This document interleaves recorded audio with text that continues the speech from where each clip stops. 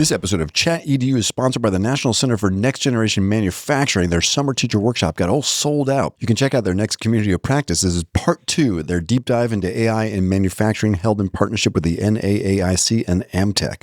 Perfect opportunity, Liz, for students, teachers, educators, workforce development folks, people in the industry in advanced manufacturing and mechanical design to talk about the intersection between AI, education, and workforce development. Do not miss it. That is going to be on July 10th from 1 to 2 p.m. Eastern. Liz, before we start the cold open, as you like to call it, I just want to say we have a few little announcements, but ChatEDU is looking for a summer intern.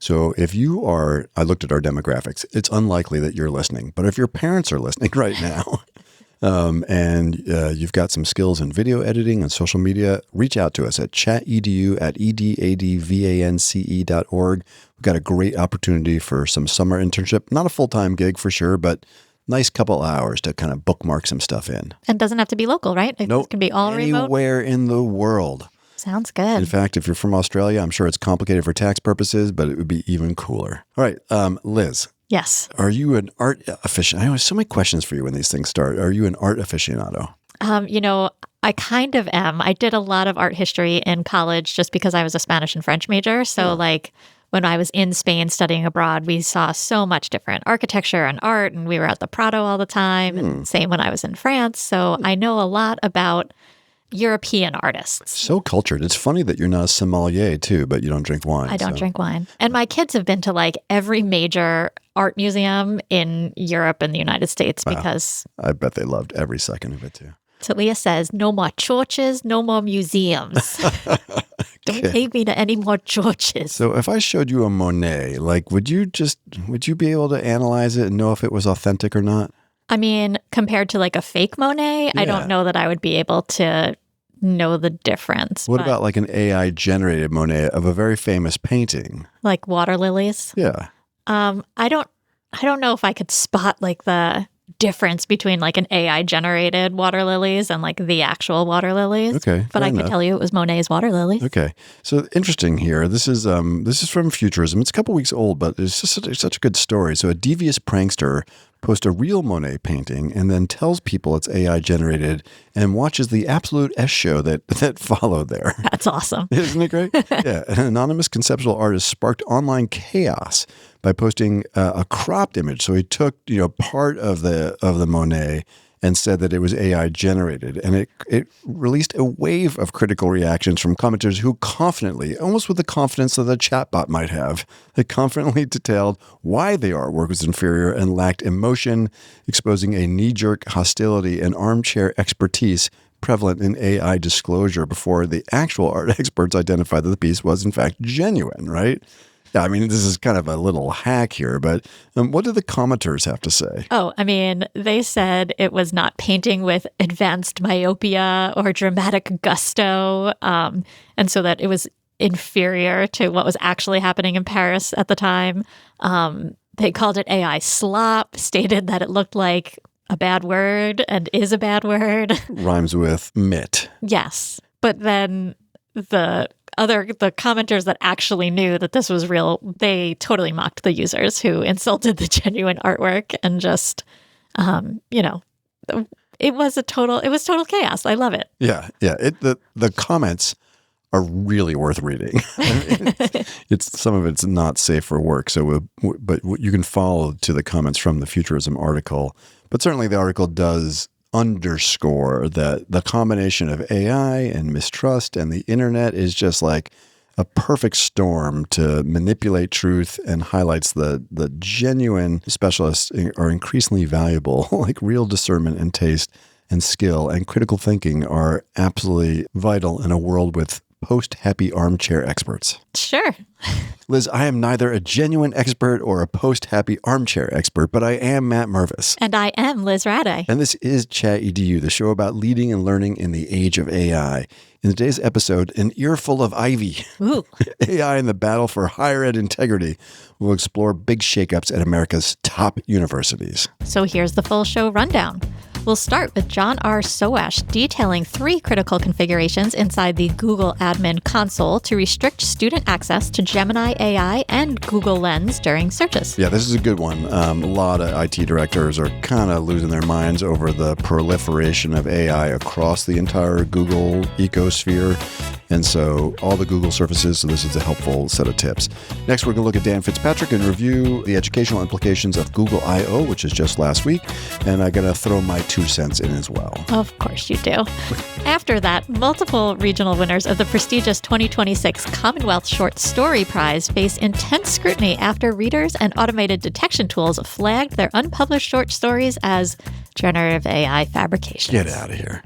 Next, we're going to unpack the kind of what's most recent in the Take It Down Act, dealing with deepfake images, and which very much are impacting schools. And next, we'll look at how OpenAI and Google DeepMind used advanced reasoning models and formal proof compilers to shatter long-standing mathematical records, paired with a look at Ethan Mollick's insights regarding the surprising energy and water costs behind these major breakthroughs. Okay, after that, not that Liz and I like a little drama, but there's a little AI assessment scale drama out there. There is. Yeah, so we're going to look at 2 posts kind of like stating different perspectives on the value of, not specifically the AIAS, although kind of specifically the AIS, as well as traffic light systems, what people will call discursive systems, versus structural assessment reform. We'll dig into that. And then we'll highlight a national pilot program running through 2026 that brings community-based artificial intelligence services and managed cloud workstations to U.S. public libraries to democratize technology access. I just want to say a math story and a library story. I'm like in heaven. I mean, is your co-host the best or what? The best. Okay, and then we're going to go beneath the surface as we look at great inflation, AI cheating fears,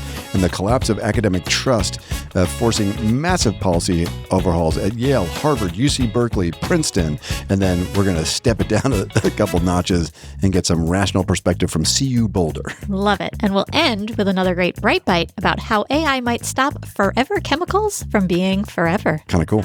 All right, Liz, I believe you have a correction you need to address. I do. I am embarrassed to say that I completely misidentified reading genres last week. You did. What did you misidentify? Well, we talked in the beginning about whether or not I liked sci-fi, and I really gave you a definition of fantasy and that I don't really love fantasy. Okay. And fantasy is where the dragons and the ogres and the magic all happen. Sci-fi is more of like where the world ends. Where the world ends, yeah. And so I just want to correct that. I do know the difference. And I am neither a sci-fi lover nor a fantasy lover, although one of my favorite books is sci-fi, and that is called The Measure. And if you are looking for a deep, thinky read for the summer, go read The Measure. It's funny. I was thinking a couple of days ago that we haven't had like good book recommendations from you of late. Yeah. Well, The Measure, so deep and thinky. And it is not the mashup you talked about last week? Romantasy? No, Yes. It is definitely not romantasy.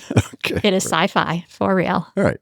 How many people emailed you to tell you that you messed that up? Well, a favorite listener of ours emailed, and then my brother hasn't called me out on it yet, but I'm just waiting for the text. I love it. It's the benefit of my family not listening to the podcast. All right. So from John Soash, the Google Admin Bootcamp, which is actually a website. I just subscribed to this because he's got a lot of really good stuff on here. But I've had many a tech director or principal or soup ask me about like, we've got this Google Lenses showing up everywhere as well as AI search. So we will put this into the show notes and, you can just kind of geek out on it. But he basically goes through a couple different ways to turn off Gemini AI as a search, right? The AI function, because sometimes even when I'm doing training, people are like bouncing around having a whole chatbot conversation. I look over and it doesn't look like Gemini. I'm like, where are you? And like, oh, you're in like AI mode on the Google homepage.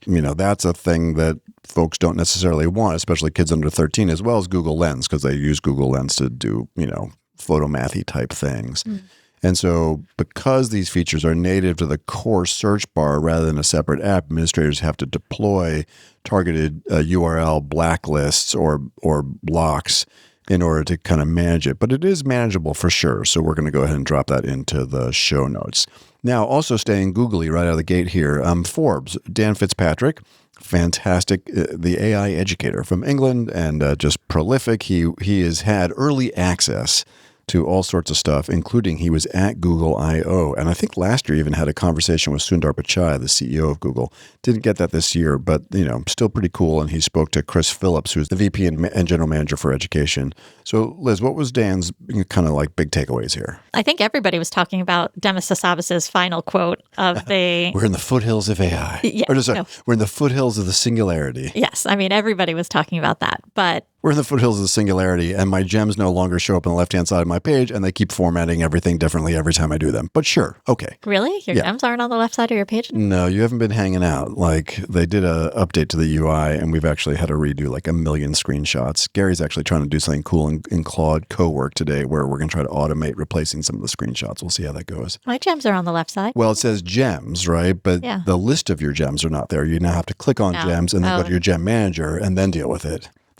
That's too many clicks for Matt Mervis. Yeah. Thank you very much. Clearly. But Liz, what did Dan have to say besides Demis Hassabis's foothills of singularity? I mean, the biggest thing is that there was a lot of talk about moving from chatbots to AI agents. Okay. And so the collapse of coding barriers for teachers to now create custom classroom applications in a single afternoon, like exam-specific flashcards, attendance utility that syncs with school management information system, they're definitely like starting to vibe code and create different processes. There was a product demo of Gemini Spark, which coordinated an entire block party. It built an RSVP tracker in Google Sheets. It drafted follow-up emails. It checked homeowner association rules inside a document in Google Drive, generated a presentation deck. I mean, it was pretty impressive. Another live demonstration, an AI agent successfully built a working operating system from scratch and ran the game Doom on it for under $1,000 in API credits. There's this announcement of a daily brief that's going to synthesize AI calendars and inboxes and tasks overnight. I get those now because I pay for a little bit of Gemini on my Gmail side. It's pretty darn interesting. Interesting. So what is that like? It's like a little summary? It's looking at my mail. It's looking at my calendar. And I've given it access to everything. Messages, mail, calendar, maps, photos, like anything it wants. And so, it just surfaces stuff like, hey, I believe you need to deal with the plumber that's coming out tomorrow to deal with the thing with your refrigerator. And then don't forget you have a proposal due on Tuesday. And it's something. I'm not totally sure it's going to make it to the school level accounts because right now it's, where personal intelligence has access to all your information. But good example, we'll talk about this whole like chatbot to agentic, but it's a good example of an agentic task, right? Because it's taking multiple steps to proactively do something on my behalf. Right. Okay, so how do you see it every day? Yeah, so it shows up on the left-hand side, in your because you did the scheduled actions and you get the little blue dot every morning that shows you like what your scheduled action is. It's like that. And I actually get a notification on my phone because I have everything turned on. Okay. So like, have your words been good, by the way? You haven't come up with one. No, it has not gone very well. Huh. It has given me the word defenestration, which, I mean, great word. Throw somebody out the window. The defenestration of Prague. Exactly. Do you know they survived because they landed on horse poop? Oh, that I didn't actually know. Yes, that's how, And I taught history. I remember teaching that, but it's been a long time. I was at the castle in Prague when they... No, of course you were. I saw the window where they were defenestrated. Stop the snorting and the eye rolling. And the ChatEDU audience rolls their eyes. Maybe it's just me. Go ahead. Anyway... it gave me the word defenestration 6 times in a row. Huh. Then it gave me the word masticate. Oh, good word too. Chewing food. And then it went back to defenestration 2 more times. But Liz, don't you know we're in the foothills of the singularity? Sure. Maybe defenestration is really important, that first peak. Well, I really know the defenestration. All right. I'm sorry. Carry on. So that's the daily brief. And you talked about Spark. They also featured a couple interesting studies about learning gains. I mean, interestingly, when Dan talked to the VP of Education, part of what he pointed out, right, is to really lean into using Gemini in ways that support learning, like the SAT prep or guided learning or vibe coding up applications that help you learn stuff, right? So use it as a colleague and a coach, not as a clerk to offload your homework assignment with Google Lens. But they also featured 2 studies, right, showing pretty substantial growth. What were those 2? Yeah. So one was a randomized control trial of 1,763 learners in Sierra Leone in Africa, showing that students using Gemini in teacher-led classrooms achieved math gains equivalent to moving from the 50th percentile to the 64th percentile, which is roughly 1.8 to 2.5 years of extra learning progress. And that's that 2 sigma goal that they're always shooting for, right? Yeah. And this was only with about 12 hours of total usage. Huh. Okay. The other study was a pilot program at Don Bosco in Italy using Google AI tools to achieve a 70% reduction in teacher administrative tasks, allowing educators to reallocate that time to one-to-one student mentorship. Which is interesting. When Sal Khan did his retreat from Conmigo and the amazing every student's world's going to be transformed with the world's best tutor in their pocket, and they didn't get the uptake on Conmigo they were hoping. The other big prediction he made was that 90% of all teacher administrative tasks would be eliminated with AI. I don't know. Again, this is coming from the company that we're in the foothills of the singularity and we're defenestrating day after day. So I'm going to take these with a grain of salt, but it's interesting for sure. The larger observation about moving from chatbots to agents, I think, is super, super clear, right? And it's important to have both youth and adults grok what that actually means. No pun intended to grok. Andre, I'm going to drop this into the episode doc, and if you want to just take a quick screenshot, we use this a lot in training. It shows the levels of progress of AI. It was sort of leaked by OpenAI, or they leaked it on purpose, but it shows moving from chatbots where you're having these natural conversations. Help do this differentiation. Help me build a lesson plan. Help me build a rubric. To reasoners, right, which is the thinking in pro models where you can do more complex tasks, to agents. And that is a super important distinction. And I think we don't always kind of grasp that it's everywhere. Deep research in tools is an agent. Canvas and Gemini, when it's coding up an application for you in seconds, is an agent, right? Even Notebook LM, when it's building a presentation or a podcast or a video or Storybook as a gem, these are all agents that are agentic at some level because they're doing not just a chatbot conversation, they're doing long, as in 4 minutes, time horizon, complicated tasks that normally would have taken quite a bit of time to do. So I think Dan and Google are spot on that that's the reality, and that maybe we're not almost caught up to that. You love that framework. It was like the agentivism learning framework from a few weeks back. Yeah. About what does it mean when we're doing multiple agent tasks and how do we assess that stuff? There's also some argument that students that are using AI are cognitively busier rather than lazier because they're running more ideas through multiple iterations, multiple ideas at once, thinking about more than just that first output. So this laziness versus being cognitively engaged is still not clear. And what does it mean to be lazy and what does it mean to be engaged? Right. My guess is that for kids that are using it in that way, right, when it's colleague and coach and they're building lots of stuff, as opposed to having their agentic browser log into their Canvas and do their work. I don't know. I keep thinking it's not as complicated as we're making it, but all right, I watched a sped up version of the keynote.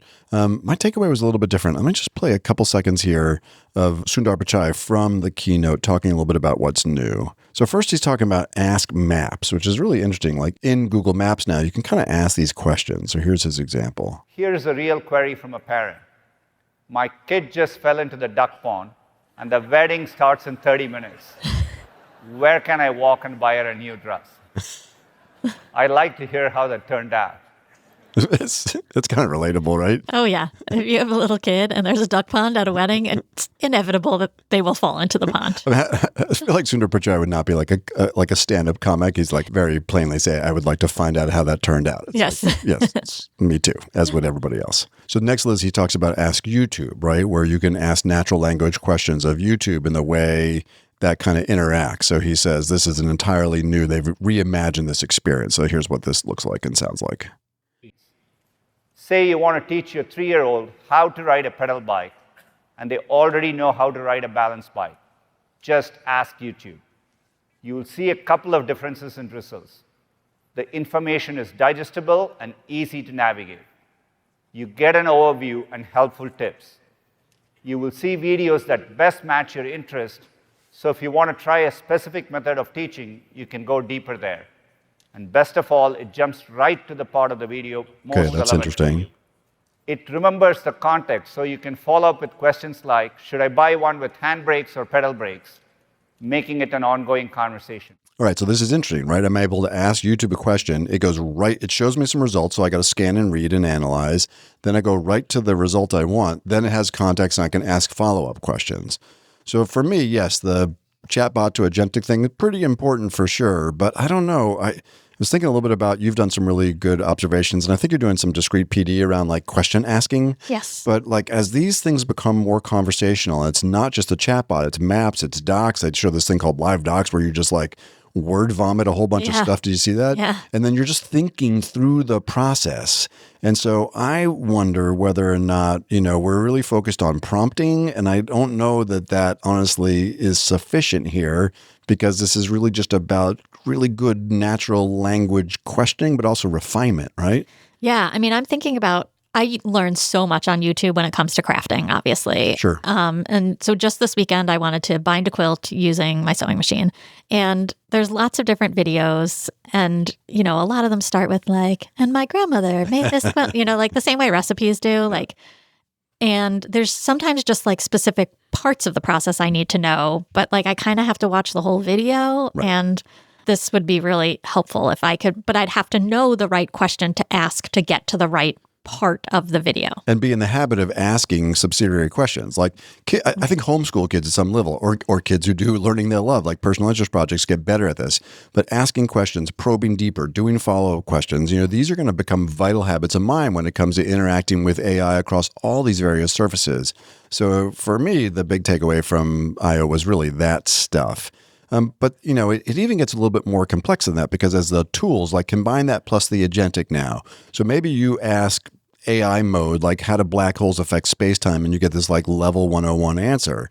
All right, that's fine. But what a kid doesn't necessarily know off the bat right now is that they can then go into Canvas and say, great, now show me how binary black holes create gravitational waves. And it builds an entire interactive scenario for them, right? Then they have to know how to critically think about that. And then they can do a follow-up, because AI retains the context of the conversation that they're having. So ultimately, the skill goes from writing the perfect initial prompt towards, critical thinking and guiding the AI through these different steps. That's a lot. And I think that question asking is such a vital part of all of this. And we've just really, I talk about it all the time. Kids stop asking questions after first or second grade because teachers ask questions and kids give answers. And right. We've got to make kids keep asking questions. Especially because this really pings off their curiosity, the ability to ask a question and get a clip of a video and then ask a follow-up question and kind of move through that stuff. Incidentally, I don't know what this means for the people who make money off of the ad rolls in those videos, but that's someone else's problem, right? Interesting. But even with our own course, our course for teachers and our course for students, where for students, we're talking about building AI literacy is about clerk, colleague, and coach, or zero-shot, multi-shot prompting, right? And we don't, because this is relatively new, we don't get to this stuff, but at some level, I think we're going to want to and need to. I just have to say, I was at John Reed Middle School last week watching personal interest projects with Maria Frederick. Mm-hmm. And the projects these kids did and the questions they were asking, amazing. I mean, a kid brought all the fishing lures he made. Matt, this girl wrote a song. She was very upfront from the beginning that she used AI as part of her process. She wrote the song. The lyrics were her own. But I mean, the girl created this amazing song using AI and then in GarageBand. And the first time she did it, she lost her whole song. It was ready to go. She went to hit save, lost the whole thing, but then learned a different product and used GarageBand and through using AI to learn how to do this. I mean, then she made a cover for her album. Oh, it was awesome. Kids doing projects on birds in their backyards and cooking and so much cool stuff. I know I'm a little biased, but it was, again, just so cool to see what these kids were doing. If you want to hear a great interview with Maria Frederick on personal interest projects with Liz, episode 84, Unlocking Student Passions with Pip and AI. And interesting that was almost a year ago now. So I think the insights that we have increasingly around the role that AI is playing in project-based learning, where kids are solving real and meaningful problems, becomes more robust all the time, which is a topic we'll continue to dig into for sure. Liz, literary prize winners are facing AI allegations. Really? Huh? Shocking. Tell us. Yeah, I mean, multiple regional winners of the prestigious 2026 Commonwealth Short Story Prize faced all this scrutiny after readers and automated detection tools flagged their unpublished short stories as generative AI fabrications. Despite confirmations from the advanced AI detector Pangram, the Commonwealth Foundation has defended its trust-based judging process and opted against employing AI checkers, illustrating a widening integrity crisis across both creative, literature, and academic publishing. Okay, so what's going on here is that the people on their own use Pangram, which is incidentally probably Pangram got close to being bulletproof and then it found some bullets. But nonetheless, so the people did that on their own, and the contest, the prize, they use no checkers. They just use human trust. So I don't know. You're a writer. What's like the big takeaway here? The big takeaway, I don't know. Trust organizations. Will they use fact checkers or not? For me, it's the ship has sailed. Liz, don't you know we're in the foothills of the singularity? Sorry, Yeah. I got to stop with that. Yeah, I mean, look, I just saw a piece from Spotify. So Spotify just released a new, on the other end of the spectrum, where they're just like, embrace, right? They just released a feature where because they have licensing deals and AI. So they have licensing deals with all the artists, not all of them, but a lot of them, and AI. So now you, as a user of Spotify, can use your voice to create your own cover of some famous song, and you're allowed to do that within the licensing deals that they have. So they're just like mash it all up. I think this has become more and more difficult to be able to process and find authenticity around, and it's it's just going to show up everywhere. I mean, maybe that's a nihilistic view, but I don't know how this is going to like necessarily quote unquote stop. And if readers, it's almost like the Walk My Walk song by Back to Rust. I mean, if the listeners like the stuff, they like the stuff. Right. There's so much gray in this. I'm sure that some of these people used absolutely no AI, and it's just getting flagged because we know that lots of stuff is getting flagged.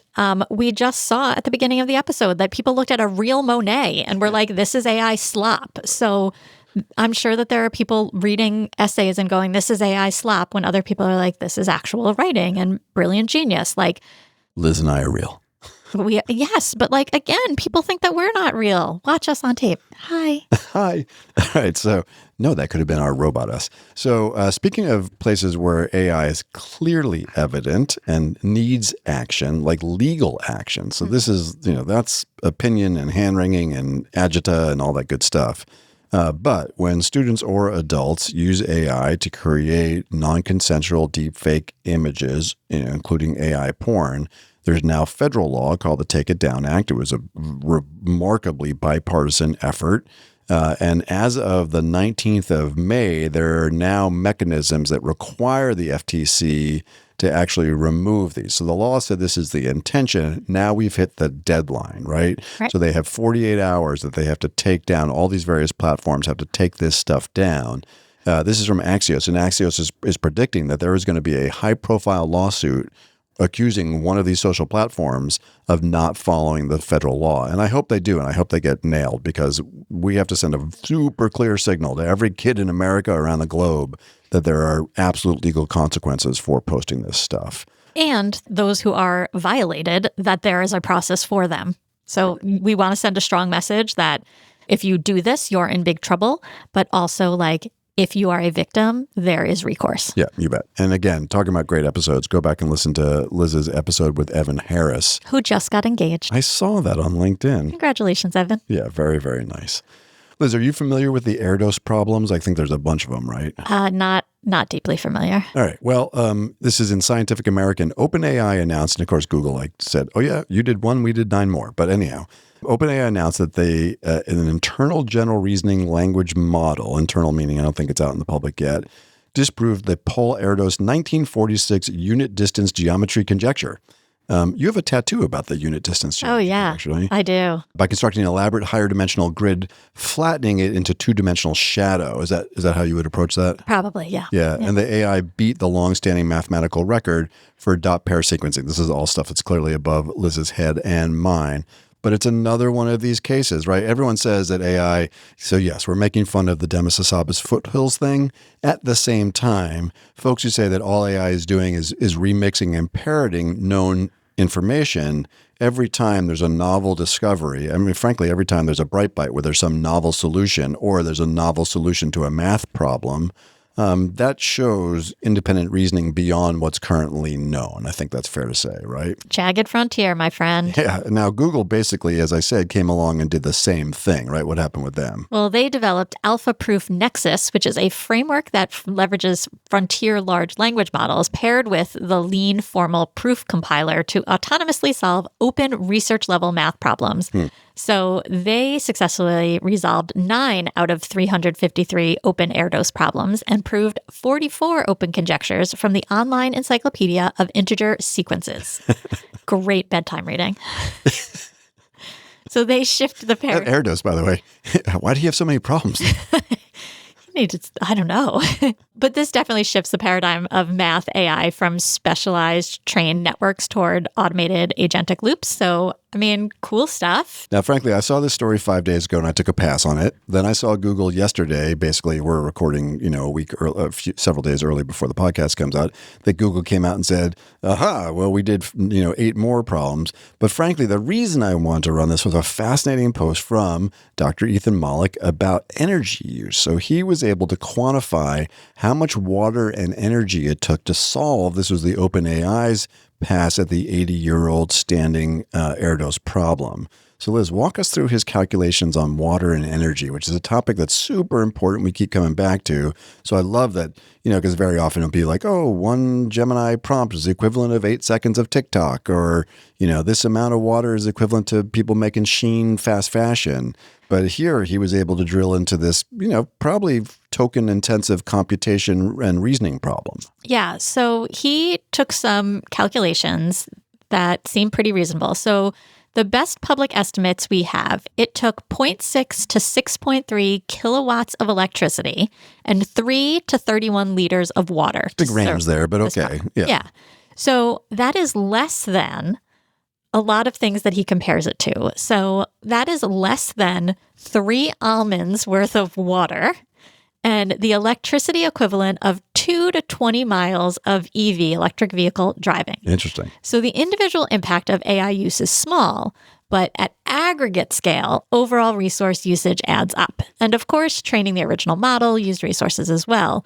By 2030, AI may use as much electricity as Japan. However, water use will remain less than 1% of total U.S. water use in 2030, but that can still strain local utilities depending on where those data centers are. And again, if you're in the neighborhood where Mr. Wonderful's AI data center is proposed in Utah, which is projected to use twice the amount of energy that the state of Utah currently uses, right, there are clearly impacts. You and I are tracking a lot of almost what is becoming violent extremism against. We've gone from, I did a check-in that came out today, I think, on booze, all the booze that happened in graduation speeches around AI, to, full on people, threatening to blow up data centers. So there's a lot going on in this space, but it is helpful.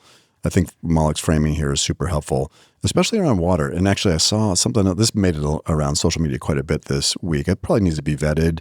But they compared the billions of gallons of water that's used for almonds, right? Almonds are water intensive. Yeah. But data centers, golf courses, almonds, and lawns. So how did that stack up? Yeah. I mean, in the U.S. alone, lawns use about 3,285 billion gallons of water per year. Of these things, that's the highest. Golf courses use about 1,000 billion gallons a year. Almonds, almost twice as much as golf courses. And how about data centers for cooling? 150 billion gallons. And actually, that's for kind of the power that goes in, but for just straight on cooling, which is running the water into the servers, cooling them off, running them out, 17. Now, it depends on whether or not that data center is in the Susquehanna Valley or in Oregon versus in the middle of the desert in Phoenix, which I don't understand at all why they're being built there, but nonetheless.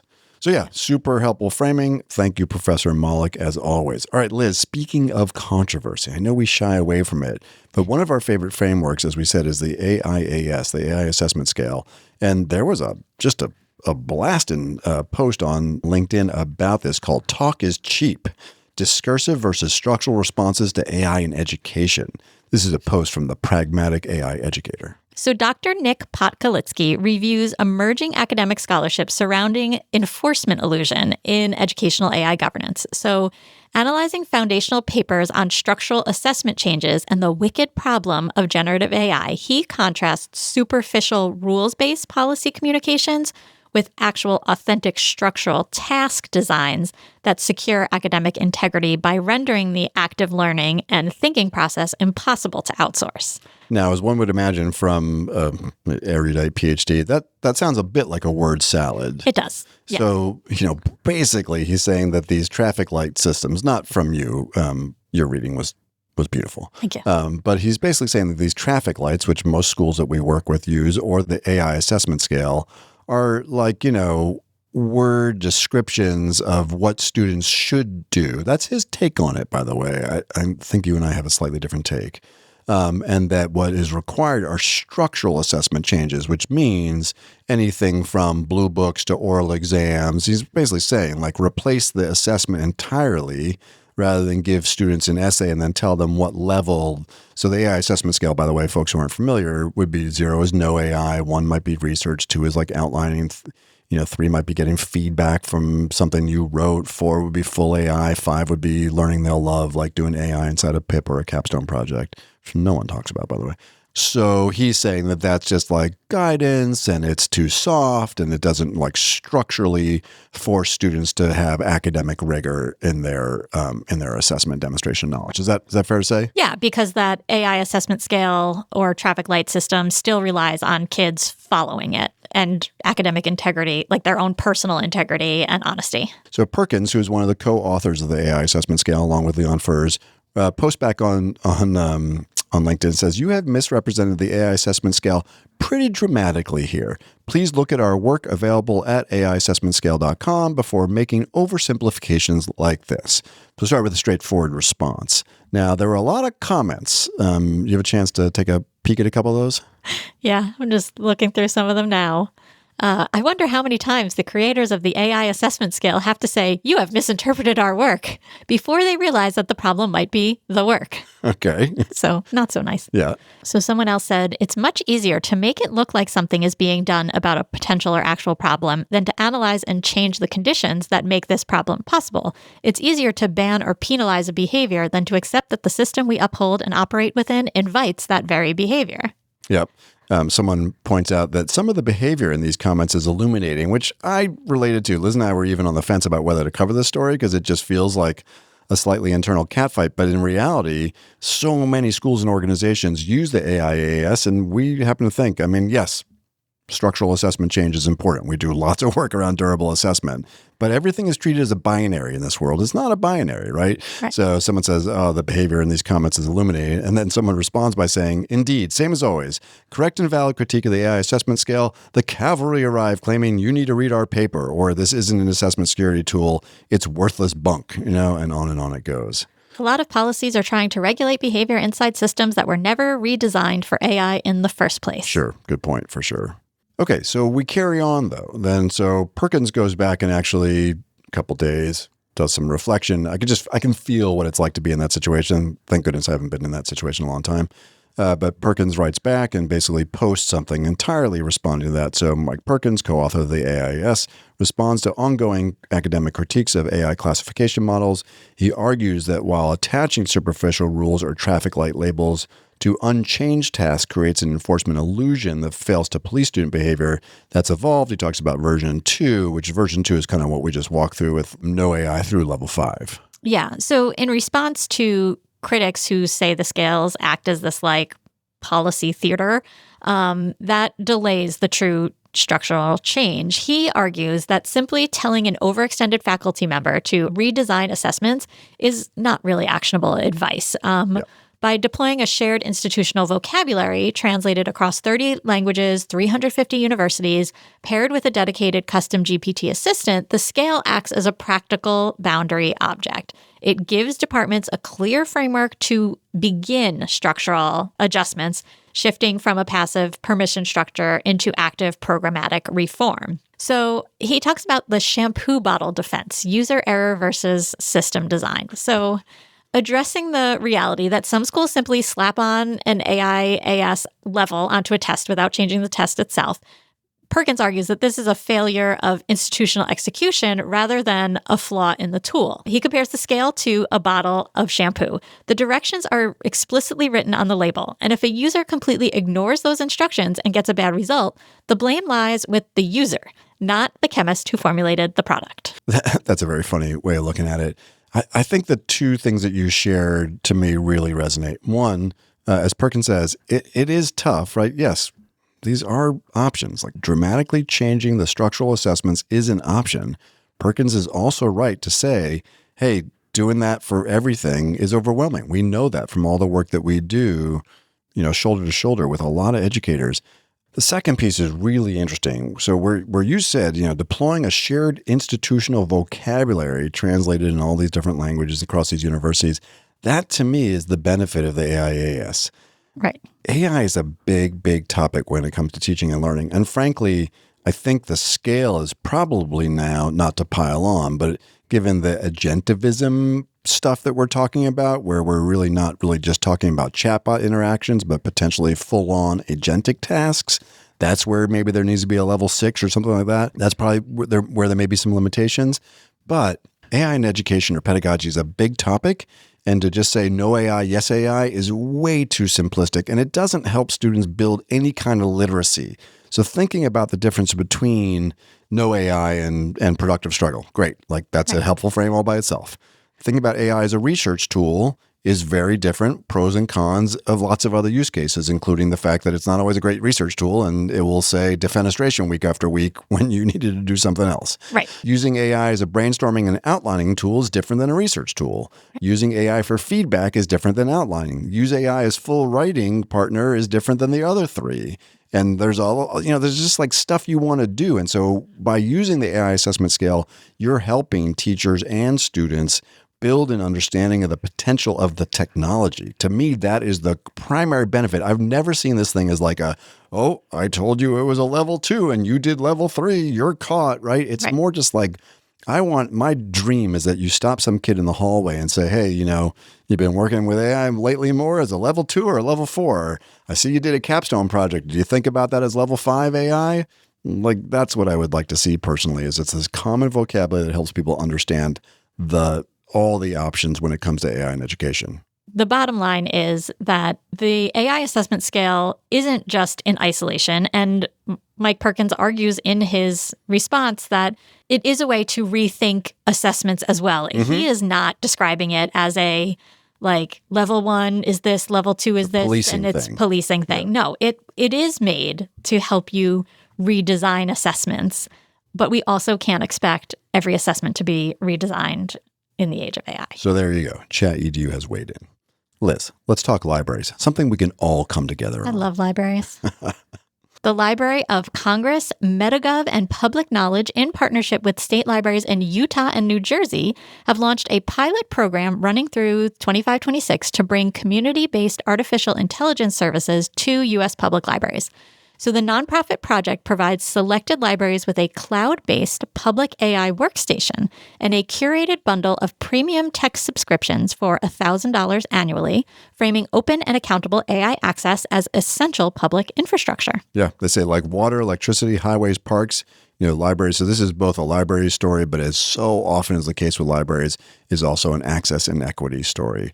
So Liz, your favorite library, I believe, is in Kent, Connecticut. The Kent Memorial Library, my favorite library. They are doing a huge renovation. They are amazing work going over. Well, good. So good on you, New Jersey and Utah. But Liz, go talk to your friends at the Kent Library and tell them to get a little bit of this money so you can get a $1,000 annual subscription kiosk. Yeah. How do you do that? I don't know. Well, we're going to figure it out. I like it. Report back if you would. All right. So Liz, it's May, and in June, we're both going to be out doing some stuff. So I thought maybe it's really fun to meet people who are listeners. Yeah. And so let's just share a couple places where we could bump into our friends and neighbors. Well, the big thing I am doing at the end of June, I am headed to ASCD plus ISTE. I am sure that some of our listeners are headed there. It is a huge conference, and I am speaking 3 different times, one on AI, one on my book, one on PIPs, not related to my book, students doing work beyond the bot, all kinds of exciting stuff. I'm also doing a book signing, so look for that. And I will be all over the place. I am staying for the whole conference. So come and find me at any one of my 3 talks. Shoot us an email. I'm happy to meet up for coffee, or I don't drink coffee, but I'm happy to meet up for a glass of water. And a hot cocoa. But yeah, come and see me at one of those things. I will be there with ChatEDU stickers. And Liz, you just got a new publication came out today. Yes, a new publication came out today that is open resource from InTech Open. It is an article called Seeing Through the Machine, Teaching Bias as an Equity Practice in AI. This article, different than some of the other stuff I write, has 3 very distinct activities that students can do, that you can do with students around illuminating bias in AI. So there are 3 different activities in there. It's very teacher-friendly. We will throw the link in the show notes, and it'll be also on my LinkedIn. So follow me on LinkedIn. Nice. And so I'm going to be, let's see, for any of our listeners in Minnesota, I'm going to be at the Minnesota Association of Secondary School Principals Conference, doing a keynote on the 17th of June in beautiful Breezy Point, Minnesota. It actually looks amazing. Land of 10,000 lakes. I know, and I'm going to be in the thick of one of them. I was in Wyoming, and an Uber driver who's from Minnesota said, "Do you like to fish?" And I said, "Just a little bit." And he's like, "Well, do you like to play golf?" And I was like, "No, but my boss does." He's like, "All right, I don't know what you're going to do in Breezy Point." But and then for the folks in the greater Dallas, Waco area, in Waco, Texas, at the Region Educational Service Center 12 on June 30th, they're doing a great AI and leadership forum, bringing a lot of people together. And so this is the 2026 EDGE Conference. You can find that on the Region 12 website in Waco, Texas, June 30th. So if you are in that area, would love to meet you. So come out and say hi to Dr. Rade and myself. Please do. School districts across the country and the globe are working to balance growing community concerns about digital wellness with the very real need to build AI literacy and digital fluency. To help schools navigate that tension, EdAdvance and ChatEDU have launched The Screen Shift, a comprehensive educational technology review and insight system designed to help students prioritize quality in every digital minute. Through surveys, classroom walkthroughs, infrastructure analysis, curriculum review, and focus groups, The Screen Shift gives districts the inputs and strategic recommendations they need to drive more intentional and impactful uses of technology. To learn more, shoot us an email at chatedU@edadvance.org or visit skills21.org/AI/screenshift. All right, Liz, now it's time to go beneath the surface, an earful of ivy. Yeah. I love that title. Excellent job. All right, so listen, the first piece is about a month old now, but then it kind of butts up against a new piece that came out from Harvard. So we're starting with Yale. Yale's considering some significant changes to their mission, admissions, financial aid. There's certainly a screen time and AI piece of this. So there's a 58-page report, 10 faculty member committee commissioned by Yale University. And the job is to figure out why people are not digging the Yale entirely. 20 recommendations. Higher education in general. Yeah, for sure. So what do they do about that? So 20 recommendations, systemic vulnerabilities such as complex financial aid models, subjective undergraduate admissions, widespread grade inflation, which has an AI tie-in because grade inflation is off the charts at all universities. The papers are just getting so good, I can't imagine what it is. And digital classroom distractions. So to restore fairness, the committee recommended prioritizing academic achievement and reducing admissions preferences given to varsity athletes, legacy applicants, and the children of faculty, staff, and donors. Now, you went to an Ivy, didn't you? I went to an Ivy for my doctorate. Okay. And so would your kids, if they went, you would be like a legacy, they would be like a legacy admission? Theoretically. Theoretically, because you don't, listen, there's a lot of time in between now, at least, for your middle school one. Yeah. I think there's there's a difference between undergrad and graduate as far as all things. Legacy, even, admissions is still tough at the doctoral level, but very different than the 0.7%, undergrad admissions is a different beast than graduate admissions. For sure. All right. So all sorts of recommendations, again, about admissions, about cost, about entrance, about the SATs. The part that caught our eye is that the committee proposed a strict device-free classroom policy that bans phones, laptops, tablets, allowing exceptions only for compelling pedagogical research and practical reasons. So the whole screen ban thing that we've been thinking, so we have phone bans at the high school. Now we've been covering a slew of state legislative screen time bans and also district bans like LAUSD for younger students with Chromebooks. Now, Yale and a bunch of other higher ed institutions are saying, these devices are very distracting and there's a lot of AI going on, so we're going to propose getting them out. It's so interesting. I read articles that kids were like, that kids who have sat in classes where the professors just said, no tech, like put your phones away, put computers away, put it all away. And like, obviously how much engagement went up. The students were happier because they were all felt like they had to be engaged. Yeah. And I can't tell you how many classes I've taught or sat in that I'm watching somebody next to me.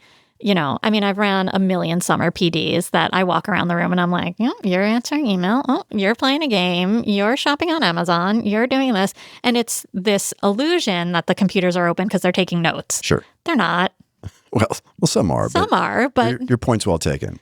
Yeah, so the screen time thing is clearly, kind of going to be a phenomenon. And look, it even happens inside our own meetings. You'll look around and say, okay, and we work with some superintendents that have device-free policies for cabinet or other administrative or executive council meetings or faculty meetings. So I think, we're going to see this stuff show up all over the place. Yeah.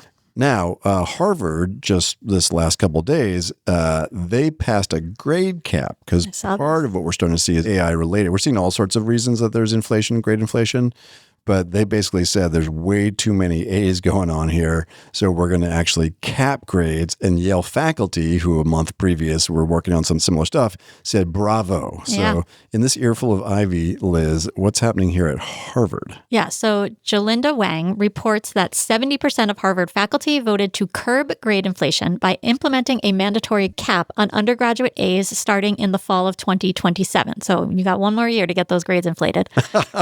So basically, the hope is that if you think grade inflation is a problem, the Harvard move is going to trigger other peer institutions to do the same thing or do something similar. So wait, how do they do it?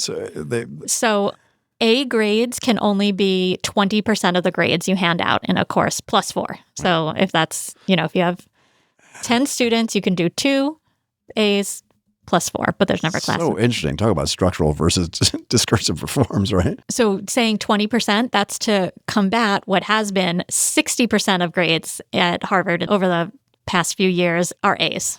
So they're going to go from 60% of kids getting A's to 20% of kids getting A's in their classes. Cultural change experiences inside those classrooms, too. At Yale, 79% of undergraduate marks are an A or an A minus, and a 3.99 GPA was required for summa cum laude honors in 2026. All right, so clearly there is something going on here. Yeah, I mean, I struggle with this. I mean, I've taught at the college level for several years. I've been a student, and honestly, when I did my master's, I expected nothing less than an A in every class, right? Like the classes weren't that difficult. You complied, you did what they said, you were going to get an A. When I grade in some of these classes, like students are doing the thing. And I think A is the default now. Like everyone expects an A.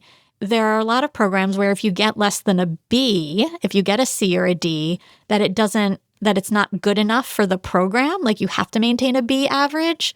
Thinking about schools where there's a GPA requirement to keep scholarships, like this could shift a lot of things. I feel like in college I saw big differences between what your major was because courses are harder. Like it is objectively harder to get an A in organic chemistry than it is to get an A in Spanish 102. Sure. All right. Now, UC Berkeley weighs in, right? So UC Berkeley School of Law, in this case, implemented one of the higher education's most restrictive artificial intelligence policies, banning students from utilizing generative AI for the vast majority of graded assignments and exams starting in the summer of 2026. Again, drawing some connection between the grade inflation component and the potential use of AI. So already, if you just did the work, it would be sufficient for an A. Certainly now you do it with AI, and it's even more polished. The strict default prohibition aims to safeguard critical cognitive skills and academic fairness at a time when nationwide student adoption it has sparked this kind of widespread gradeflation surge.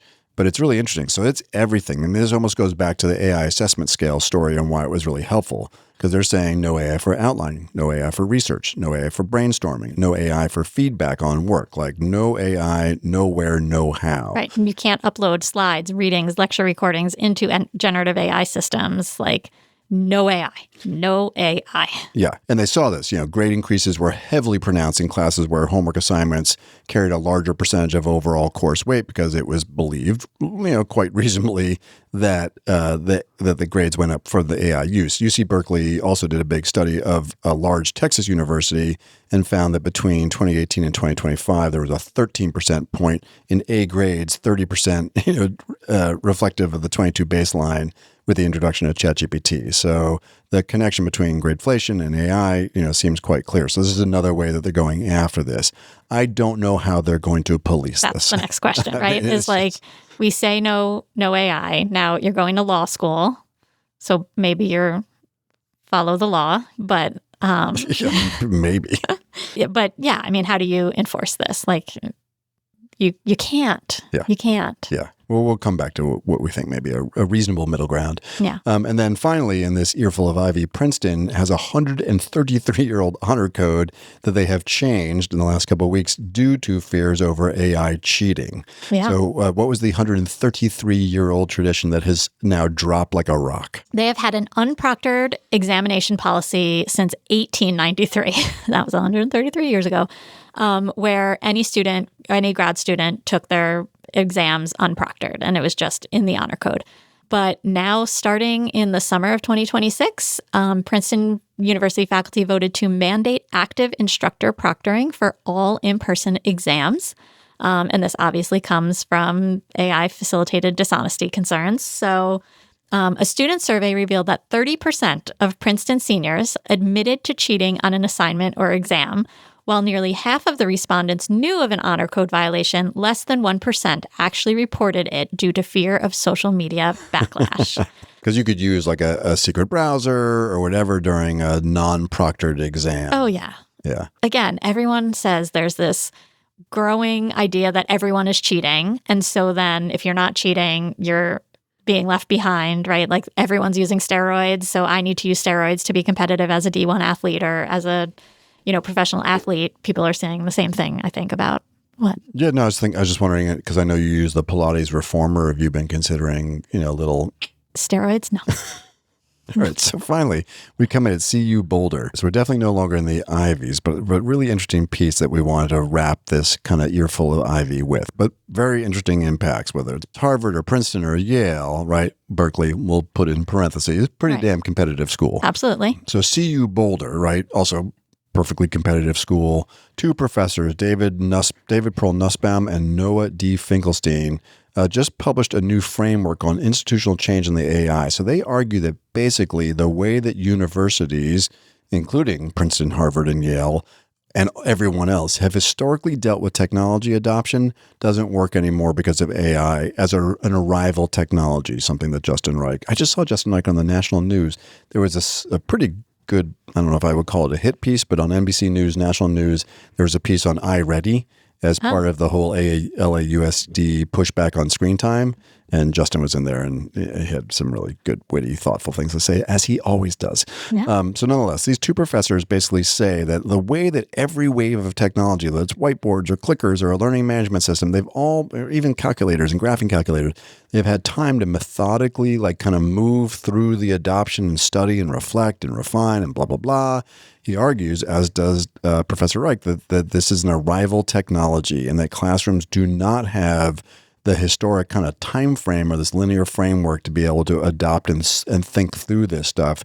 So they need a new scale. It's a full-on study. We'll drop it into the show notes, but I thought it was really interesting. What do they say about the scale of speed and displacement and this kind of new model that they're thinking about? Unlike isolated ed tech tools that apply to a single module or task, generative AI impacts everything all at once: homework, grading, writing, coding, research, career preparation across all disciplines. So any sort of, and this is actually in my article that's coming out in Phi Delta Kappan about teachers leading from the inside, that top-down policy just does not work. By the time a policy is written, you're 5 steps behind. It's an outdated model for something like this. Which will be true. There's no way that Berkeley Law School frame is going to work. I mean, just AI's everywhere. It's ambient. I can talk to my phone and get feedback. Are you going to police that and tell me that I was uploading PDFs? I mean, no, thank you. So rather than executing traditional top-down procurement and writing rigid policy mandates or enforcing these bans, the framework argues that universities have to pivot towards an institutional change model centered on localized uncertainty. So students are already actively using these tools. Administrators have to teach them as genuine planning partners to understand their workflows. So bring the kids into the dialogue locally in your department. Yep. Interesting, which I think Nussbaum and Finkelstein did in their physics department with their students. Yeah. I mean, the role of academic change agents must shift from deploying pre-proven tools towards managing collaborative department-level experimentation. So this workshop series they did at the CU Boulder Physics Department, where faculty can openly share local evidence, discuss pedagogical uncertainties, organize long-term reforms around durable teaching goals, is all really important. And I mean, we say it over and over again at the high school level, you got to bring kids into these conversations. Even more important at the college level, like these are adults. They're all over 18. They're there to learn. Right. And paying good money. And paying a lot of money. And if this is going to be, if universities want to stay relevant, then they have to be real and be not this isolated, and when you're in this room, you can't use AI, but all the rest of the world you can. Yeah. So it's interesting. I did listen to the article about the study. I didn't listen to the whole study. And then I did throw the study directly into Notebook LM to listen to the podcast. And the podcast had this really fantastic frame. I just want to share as we wrap this. Basically said, as if a house falls from the sky, right, and lands in the middle of your campus or wherever, that is fully built. It's been designed, it's been constructed, and has a robot that's cleaning it. What is the role for the person who lives in the house? And at some level, that's what they're describing as this AI technology, both at a meta level for what do people need out of universities, but also what is the university meant to do? And the idea is that, how will the university craft as an institution and make sure that this individual can grow, can reflect, has academic integrity and rigor and meaning in their life, because it will simply change, right? At some level, Nussbaum and Finkelstein are arguing that there has to be some academic humility here. Bring the kids in and say, your house has been built. Right. What do you want to do together to make sure that we are not hollowing out academic rigor and intellectual growth and agency, and you're part of that process? Right. And it's a difficult position to put universities in as well, because the universities, kids go there because the university has the answers, right? I am here and you should be teaching me. But at the same time, the professors have to go to the students and say, I can teach you X, but what is going to make it the best learning for you, and what's going to make it actually valuable? Yeah, 100%. Really, really interesting. All right, Liz, quite an episode. So it's got to be time for a Bright Bite. So these are examples of AI making meaningful contributions in science, culture, the environment, all sorts of good stuff. And so do you know PFAS? Are you familiar with PFAS? No. It's a chemical. It's in Teflon and in firefighting suits and all sorts of stuff. And there are a number of manufacturers where PFAS has drained off into the wells. So I live in the Berkshires, just to the northwest of me in the Hoosick Valley of New York, right along Route 22, there was some industrial manufacturing that happened, and there's PFAS. It's in the wells. These are these forever chemicals, and they're not good. So interestingly here, someone has started to figure out how to use AI, and it's funny because they're called forever chemicals because they really don't break down, but it looks like we may have a little angle on AI. This is from the Intelligent CIO Europe. Chimera and Cusp AI use AI design materials to target PFAS removal from drinking water. So what happened here? These are Finnish. I was just going to say, you're burying the lead that it's Finnish. Come on. It's my favorite. Okay, so they are a Finnish water chemical leader, Chimera, and the UK-based Cusp AI. Meaning they're all finished? No, like Finland. Just kidding. Sorry. They have completed a 6-month project using generative AI to design over 5,000 entirely new material structures that target the removal of harmful PFAS forever chemicals from the water. So they are using chemistry optimized to be stable, sustainable, and manufacturable. And then the team narrowed down the list to roughly 20 priority candidates for further industrial development and testing. This marks the first end-to-end commercial partnership of its kind. Love it. So, hey, listen, from Finland to Hoosick, New York, come on up because we got some wells that need a little bit of attention. Yeah, get those PFAS out of there. Love it. All right, Liz. Great as always. Thank you. We'll see you again next week, too. Oh, Did you have a nice Memorial Day weekend? Yeah, I did a lot of crafting. Yeah, I bet, because it was a lot of rain. Not beautiful, yes. My father loves the Memorial Day parade. It's one of the times he gets to drive his antique car. Sure. All the parades were canceled. He did not get to drive the antique car at all. Really? Because none of them are on Monday? Because we had really good weather on Monday. A lot of them canceled their parades Sunday night. And he was I talked to him this morning. He was very annoyed and disappointed because so many of the parades were canceled Sunday night. And then he was like, Monday was fine. So, well, soon we're going to have better AI weather forecasting. So he would have been in good shape. Well, yeah. It's still not going to know the brake system of the 1931 Plymouth, though. Tell Charlie that we're in the foothills of the singularity. I'm sure he will understand that completely. Okay. All right, Liz. 1000% must be time to roll the credits. As always, we'd love to hear what you think. So please let us know at chatEDU@edadvance.org. That's EDADVANCE.org. And also rate, review, and subscribe to the podcast on whatever platform you are using. ChatEDU is brought to you by EdAdvance, the nonprofit regional education service center in Litchfield, Connecticut.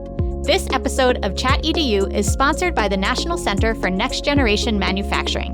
ChatEDU is recorded, edited, and produced by Andre Angelo and Justin Pasco, whose dedication and expertise bring our discussions to life. ChatEDU's executive producer is the multi-talented rock star Cameron Audia. Additionally, we are grateful for the support of our colleague Gary Robinson, and we appreciate his time and talents.